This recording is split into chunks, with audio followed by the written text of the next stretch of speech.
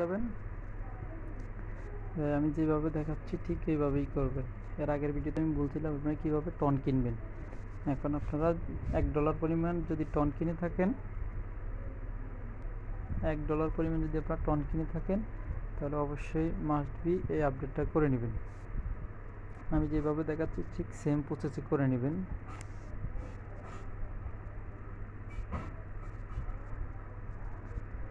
এখান থেকে আপনার যে মোর অ্যাসেট এখানে ক্লিক করবেন, মোর অ্যাসেট এখানে ক্লিক করবেন।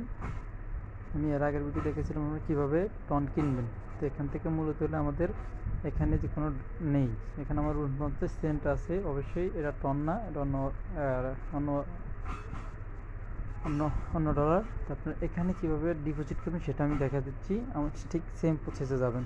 তো আপনারা এখানে একটা ক্লিক করবেন, ক্লিক করার পরে যেখানে ডিপোজিটে একটা ক্লিক করবেন, করার পরে এখানে আছে ট্রান্সফার ফ্রম ওয়ালেট, এখানে ক্লিক করবেন। ক্লিক করার পরে যেখানে আপনি নিতে হবে, এখানে আমার হলো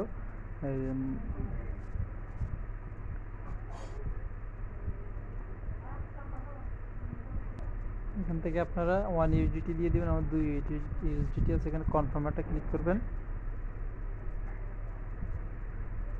কনফার্মে ক্লিক করার পরে এখানে আপনার কনফার্ম অ্যান্ড সেন্ড, এখানে একটা ক্লিক করবেন। তো মূলত আমার এটা এই যে ডানে একটা ক্লিক করবেন। আমার এটা অবশ্যই সেন্ড হয়ে গেছে 1.13 সেন্ট, এতটুকু আমার এটা ওখানে ডিপোজিট হয়ে গেছে। আমি এখান থেকে ব্যাগে যাচ্ছি, ব্যাগে যাওয়ার পর এখান থেকে হলো আমার মোর অ্যাসেটে যাচ্ছি। মোর অ্যাসেট, যেখান থেকে আমার মূলত ডলারটা সেন্ট হয়ে গেছে। ওখানে